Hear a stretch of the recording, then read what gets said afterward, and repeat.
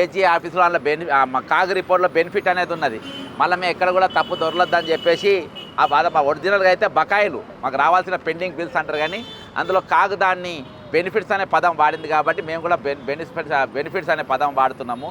ఈరోజు నేను 3 రోజుల క్రింద మీరు ఒక పిటిషన్ ఇవ్వడం జరిగింది. అప్పుడు వాళ్ళు లేదు ఇండివిజువల్ కూడా మీరు అప్లై చేసుకోవచ్చు, ఎందుకంటే ఇది వాళ్ళ హక్కు అని చెప్పి వాళ్ళు ఒక ప్రొఫార్మా ఇచ్చిండ్రు. ఆ ప్రొఫార్మా రాష్ట్ర వ్యాప్తంగా దాని సర్క్యులేట్ అయింది.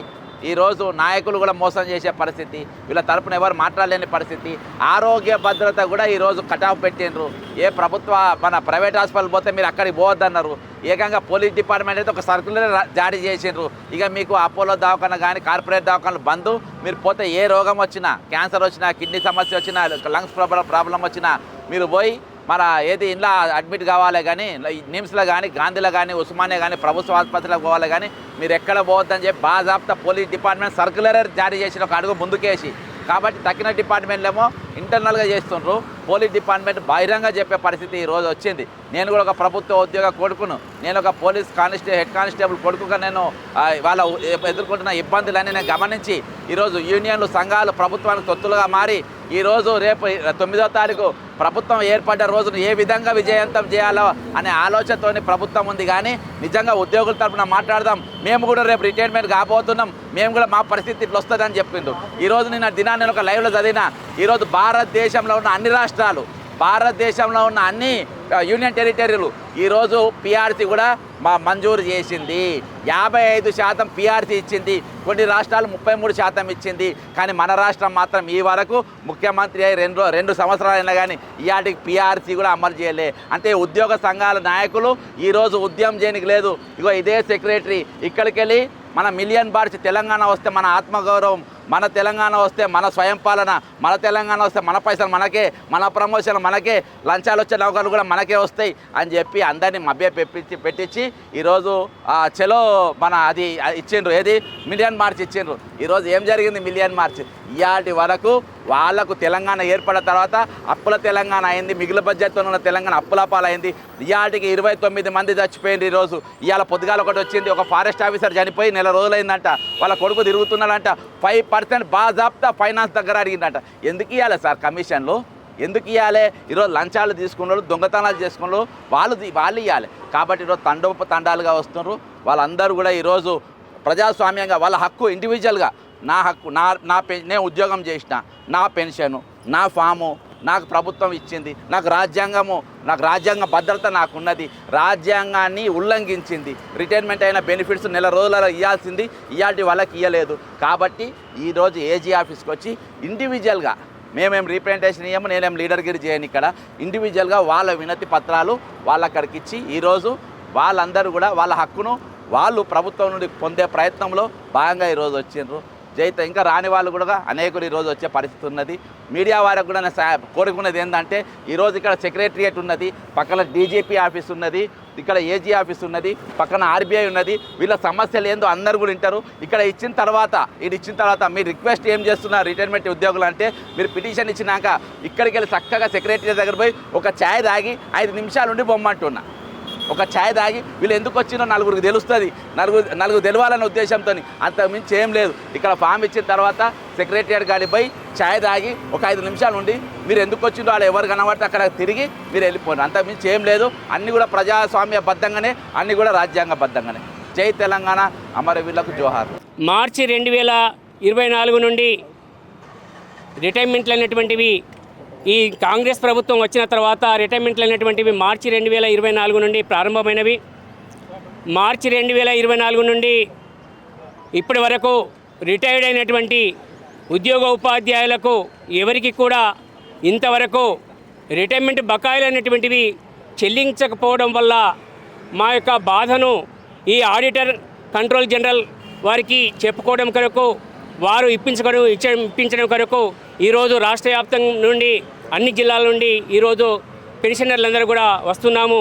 ముఖ్యంగా మా యొక్క అభ్యర్థన ఏమిటంటే, మార్చి 2024 నుండి నవంబర్ 2025 వరకు కూడా రిటైర్డ్ అయినటువంటి వాళ్ళు రాష్ట్ర వ్యాప్తంగా దాదాపుగా 15,000 మంది ఉద్యోగ ఉపాధ్యాయులు ఉన్నారు. ఈ 15,000 మందికి మందికి ఇంతవరకు కూడా రిటైర్మెంట్ బకాయిలు అనేటువంటిది చెల్లించలేదు ఈ రాష్ట్ర ప్రభుత్వము. ఈ రాష్ట్ర ప్రభుత్వము కేవలము మేము అప్పుల ఊబిలో ఉన్నాము, మా దగ్గర డబ్బులు లేవు, మమ్మల్ని కోసినా కానీ డబ్బులు లేవని ఈ తెలంగాణ ఈ యొక్క ముఖ్యమంత్రి గారు చెప్తున్నారు. అయ్యా ముఖ్యమంత్రి గారు, మేము విజ్ఞప్తి చేసేది ఒకటే, మీరు కోసిన డబ్బులు లేవు అనేటువంటిది ఒక రాష్ట్ర నేతగా, ఒక ముఖ్యమంత్రిగా మీరు అనవలసినటువంటి మాటలు కాదు. ముఖ్యంగా మీరు అధికారంలోకి వచ్చే ముందే రాష్ట్రం యొక్క ఆర్థిక పరిస్థితి అనేటువంటిది మీకు తెలుసు. ఆర్థిక మాంద్యం లోపల గత టీఆర్ఎస్ ప్రభుత్వము 10 సంవత్సరాలు పరిపాలించి ధనిక రాష్ట్రంగా ఉన్నటువంటి ఆ యొక్క తెలంగాణను అప్పుల ఊబిలోకి తీసుకుపోయి అప్పుల తెలంగాణగా మార్చినటువంటి విషయము మీకు తెలుసు.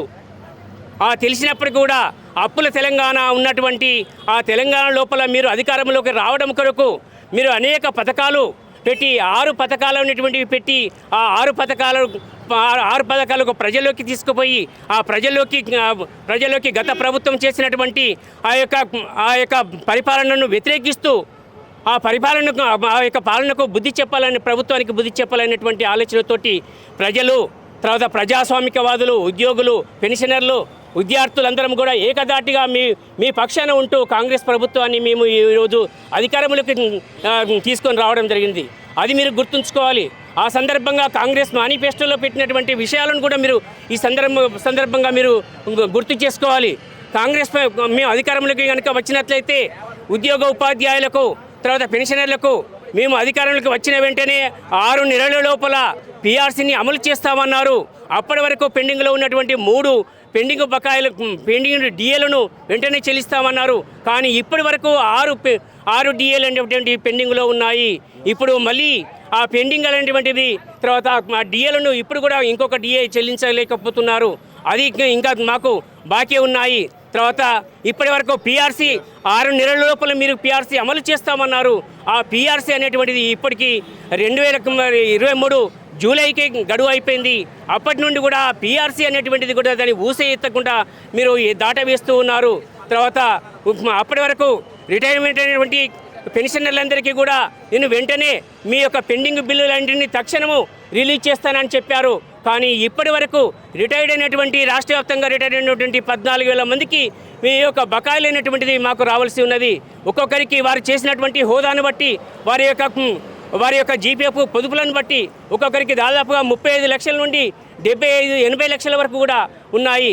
అవన్నీ కూడా తర్వాత దాదాపుగా ఇప్పటికి రిటైర్ అయినటువంటి వాళ్ళు 14,000 మందిని కనుక చూసినట్లయితే యావరేజ్గా ఒక్కొక్కరికి 50,000 చొప్పున ఇవ్వాల్సి ఉన్నది. ఆ 50,000 చొప్పున ఇప్పుడు ఇచ్చినప్పటికీ కూడా మీరు కేవలం 7,000 కోట్లు మీరు ఇచ్చేటువంటి బకాయిలు దాటవు. కాబట్టి 7,000 కోట్లు అనేటువంటివి మీకు ఒక పెద్ద సమస్య కాదు. 7,000 కోట్లు అనేటువంటివి మొత్తం అందరికీ ఇవ్వాల్సినటువంటి బకాయిలు కనుక ఇచ్చినట్లయితే అందరి బకాయిలు తీరుతాయి. కాబట్టి ఆ 7,000 కోట్లు మీ దగ్గర లేవనంటున్నారు. కానీ మీరు చేసేటువంటి యొక్క అనేక పథకాలకు పెడుతున్నారు. అనేక పథకాలను మేము ఆపమని అనడం లేదు. మీరు పథకాలతో పాటు మావి కూడా మీరు చెల్లించినటువంటి బకాయిలే కదా, మాకు మీరు ఎందుకు చెల్లించడం లేదు అనేటువంటి మీ విధంగా ప్రశ్నిస్తున్నాము. మీరు ఈరోజు మూసీ సుందరీకరణ అనేటువంటి పేరుతోటి అనేటువంటి దాన్ని అభివృద్ధి చేస్తామనేటువంటి ఆ పేరుతో 1,25,000 కోట్లను దానికి ఇచ్చిస్తున్నారు. మీ దగ్గర డబ్బులు లేవు కదా, ఆ డబ్బులు మరి ఎక్కడి నుంచి వస్తున్నాయి, దానికి ఎక్కడ ఏ విధంగా ఇచ్చిస్తున్నారు?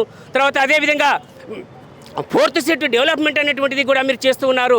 ఆ 4th సెట్ డెవలప్మెంట్కు ఎక్కడి నుంచి నిధులు వస్తున్నాయి? తర్వాత మీరు గత 3 నెలల క్రితము ప్రపంచ సుందరీకరణ పోటీలు అనేటువంటివి కూడా నిర్వహించారు. దానికి 1,000 కోట్లు అనేటువంటిది దుర్వినియోగం చేసినది. ఈ విధంగా ప్రజాధనాన్ని మీరు అనేక రకాలుగా దుర్వినియోగం చేస్తూ మా యొక్క రిటైర్డ్ అయినటువంటి ఉపాధ్యాయులకే, ఉద్యోగులకే మీరు నిధులు లేవని అంటూ ఈ విధంగా దాటవేయడం అనేటువంటిది ఈ విధంగా మంచి పద్ధతి కాదు. దీన్ని మీరు మా యొక్క రిటైర్మెంట్ వారిని యొక్క అవస్థను గ్రహించి ఇప్పటి వరకు రాష్ట్ర వ్యాప్తంగా 28 మంది ఉద్యోగ ఉపాధ్యాయులు అనేటువంటి చనిపోవడం జరిగింది. రాష్ట్ర వ్యాప్తంగా ఈ విధంగా ఇది 28 మంది ఉద్యోగ ఉపాధ్యాయులు మరణించినప్పటికీ కూడా మీ లోపల ఏమాత్రము కనికరమైనటువంటి లేకుండా పోతున్నది.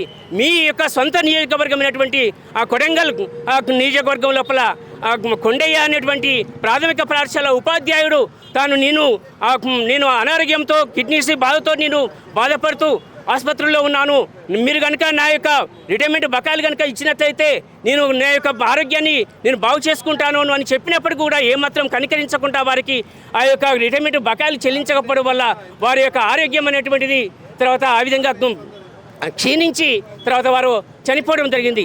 ఈ విధంగా ఇప్పటి వరకు కూడా చాలామంది ఆసుపత్రుల లోపల చికిత్స పొందుతూ డబ్బులు లేకుండా ఆ విధంగా చికిత్సకు డబ్బులు లేకుండా కూడా చాలామంది అవస్థపడుతూ తర్వాత చనిపోవడానికి సిద్ధంగా ఉన్నటువంటి వారు ఉన్నారు. తర్వాత ఈ విధంగా ఉన్నప్పటికీ కూడా మీరు లోపల మాత్రం ఏమాత్రం కనికరమైనటువంటిది లేకుండా పోతున్నది. ముఖ్యంగా మీరు అధికారంలోకి వచ్చిన వెంటనే తర్వాత ఈహెచ్ఎస్ అనేటువంటిది ఈహెచ్ఎస్ కార్డర్స్ అనేటువంటి ఎంప్లాయీ హెల్త్ స్కీమ్ అనేటువంటి కార్డులు మీరు ఇస్తా అని చెప్పారు. ఆ ఎంప్లాయీస్గా హెల్త్ కార్డ్స్ తక్షణమే రిలీజ్ చేస్తానని ఇప్పటికీ కూడా గడుపుతున్నారు. కానీ ఆ ఎంప్లాయీ హెల్త్ కార్డ్స్ అనేటువంటిది ఇచ్చినట్లయితే చాలామంది కూడా ఇప్పటికీ చాలామంది ఇప్పుడు వాళ్ళ యొక్క ఆరోగ్యం కుదుట పడేది తక్షణము తర్వాత వారు ఆరోగ్యాన్ని బాగు చేసుకుని వారు బ్రతికే స్థితిలో ఉండేటువంటి వారు.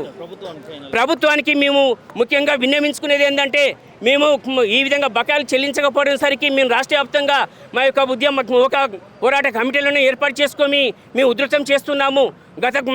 మన నవంబర్ 17వ తారీఖున కూడా ఇందిరా పార్క్ లోపల maha dharna pensioners joint action committee తరపున మేము పెద్ద ఎత్తున మహాధర్నాను కూడా చేపట్టడం జరిగింది. మీరు కనుక మాకు ఈ యొక్క బకాయిలైనటువంటిది తక్షణం చెల్లించాలి, ఈ 20వ తారీఖు లోపల మాకు ఖచ్చితంగా మా బకాయిలన్నింటికి చెల్లించినట్లయితే మేము రాష్ట్ర వ్యాప్తంగా అన్ని పెన్షనర్స్ జేఎస్లను కలుపుకొని వాళ్ళు మా పక్షాన ఉన్నారు, వాళ్ళు కూడా మా పోరాటానికి సిద్ధంగా ఉన్నారు. మేము 24వ తారీఖున రాష్ట్ర వ్యాప్తంగా నిరాదీక్షలు చేపట్టడానికి మేము సిద్ధంగా ఉన్నామని ప్రభుత్వానికి హెచ్చరిస్తూ తక్షణము మా యొక్క పెండింగ్ రిటైర్మెంటు బకాయిలన్నింటినీ కూడా తక్షణమే చెల్లించాలని మేము డిమాండ్ చేస్తున్నాను. నా పేరు కందుకూరి దేవదాసు, ఉమ్మడి వరంగల్ జిల్లా అసోసియేట్ అధ్యక్షుడిని బకాయిల సాధన కమిటీ.